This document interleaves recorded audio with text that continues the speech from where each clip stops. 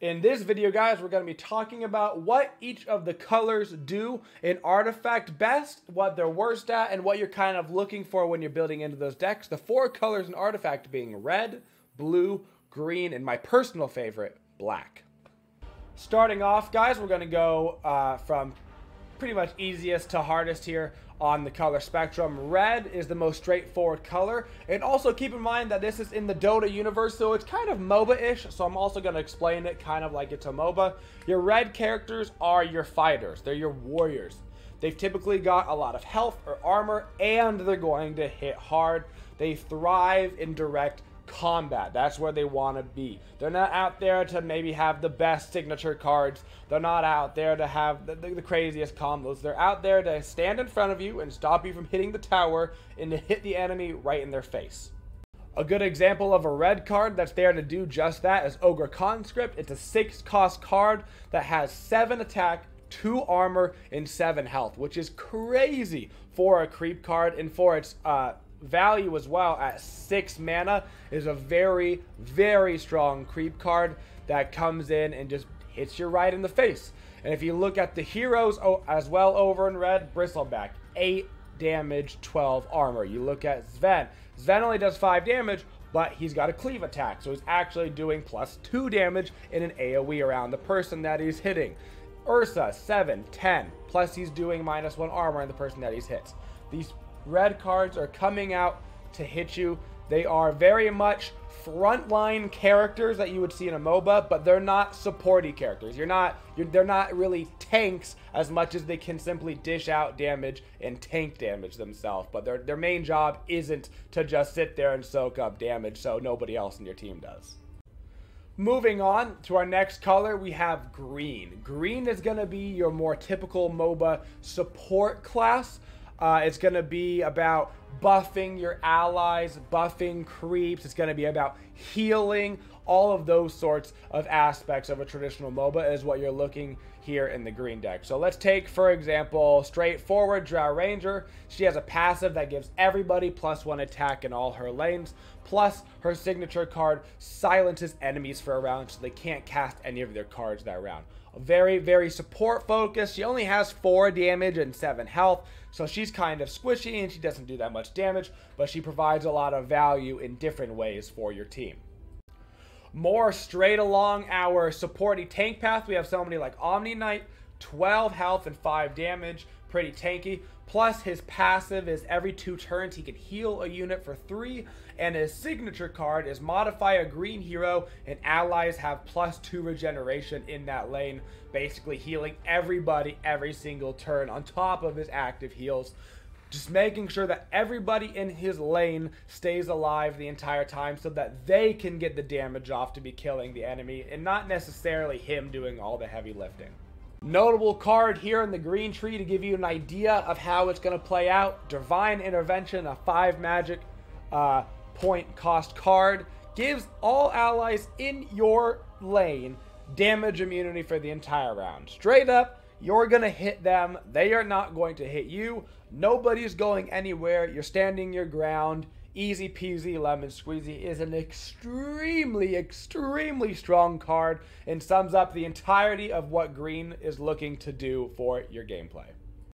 And next up we have blue. These are your traditional mid laners. These are your MOBA mages. They're talking about big burst damage with their spells and really low stat lines. The perfect example of this is Zeus. Only has 3 attack, only has 7 health, but his passive is very strong. Deals 1 piercing damage to each of Zeus's neighbor every time you play a blue spell. Piercing damage is of course very strong in this game because it goes through armor, and all of your enemy neighbors means the 3 enemies directly in front of you. What makes blue cards so strong is their signature spells. Zeus has a great signature card, deals 4 piercing damage to each enemy hero in every single lane. So if they have all 5 heroes out, you're going to hit all 5 of them. You're going to do 20 total damage. This is once again piercing, which means it goes right through their armor, and is a perfect spell to sum up what blue was looking to do. Blue was all about their spells and signature cards, so let's talk about two of the highest mana cost spells in the entire game, including the highest mana cost in the entire game. We've got Incarnation of, I'm going to call her Sealy, that's what we're calling her.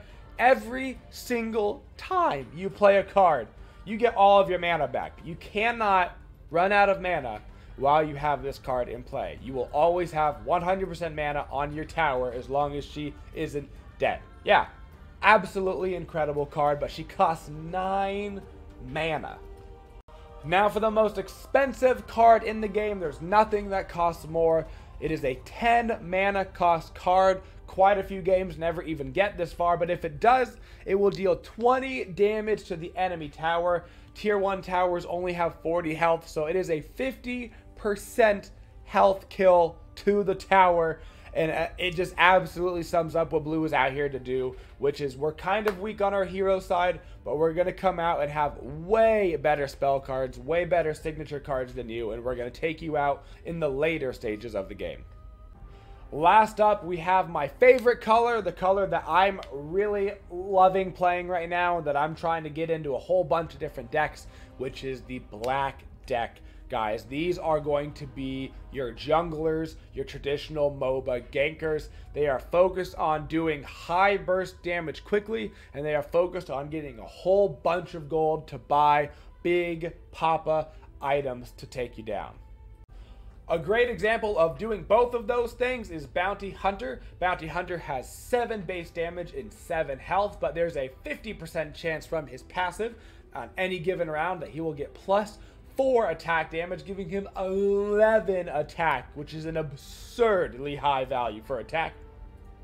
And his signature card you can put on a hero that he's about to kill, and it will give you +10 bounty on that hero. Typically, heroes give 5 gold. This will make them give 15 gold, which is going to let you get away with having some very expensive and very strong items thrown into your deck, and you'll be able to afford them. So not only are black cards really strong at doing a ton of damage and getting a bunch of gold, but they're also the best card type for shooting and doing effects into other lanes. So for the most part, when you're playing the game, you will find that if you have a red hero in left lane, they can cast a red spell in left lane. Black cards, on the other hand, have a lot of spells that you can cast into any lane. Notably, Assassinate on Sniper. It's his signature card, 7 cost, deal 10 piercing damage to a unit in any lane. So if you have Sniper over in left lane and there's a hero over in right lane you want to kill, you can just snipe right on over and kill them and not have to worry about it. The notable exceptions to these rules is all colors have what are called improvement cards. That is this little castle guy over here. Improvement cards, let me find one, can always be cast into any lane from any lane. So if you have a red improvement card in your hand and you've got a red hero in left lane, you can still cast that improvement card on your right tower. You can always cast improvements in any lane you want to, but once you're outside of improvements, it's pretty much just black that has those cards. Another example, Grazing Shot, 1 magic cost, deal 2 damage to a unit in any lane. It's really what makes black unique over everything else and the reason why it's my favorite color. Now, as far as meta goes, guys, right now, there does not seem to be any meta color, which is great. So you can make any of these 4 color works. The only meta right now in terms of colors is, for the most part, people are running 2 color decks. Monocolor decks I've seen work, but for the most part, people are leaning into 2. And tricolor decks can work in something like Draft, but don't seem to work very well in a constructed style. So you're looking really on a base level when you come into the game to have 3 heroes of one color in the cards that come with it and 2 heroes of another color that come with it. Example, have 3 black heroes and 2 red heroes for a very strong, tanky, frontline, heavy damage loaded deck to just smack people in their faces. Or you could do something like blue and green, where you have your green units keeping your mages alive until the late game so you can get all of the power cards from blue online and to smack them with it. Thank you guys for watching the video. I hope you learned something here today. If you've got any activities or anything about Artifact, guys, you'd like me to cover, any questions, please let me know in the comments down below. We're going to be making a ton of these videos, guys, all the time. We're going to have lots of Artifact content. So if there's anything that's confusing you about the game, if there's anything you want me to go more in depth with, or deck building, anything, please let me know. I would love to do it. Thank you guys for being here, and as always, have a twitching day, y'all. Thank you for watching the video. If you liked the video, please go ahead and hit the like button. And if you like the channel, go ahead and subscribe and ring that bell, guys, in order to get notifications for our uploads. If you want to go the extra mile to help support the Twitchiest community, you can always go to our Twitch channel at twitch.tv/Incon and use your Twitch Prime sub there. It's a great way to help support the community. Thank you so much for watching, and as always, have a twitching day, y'all.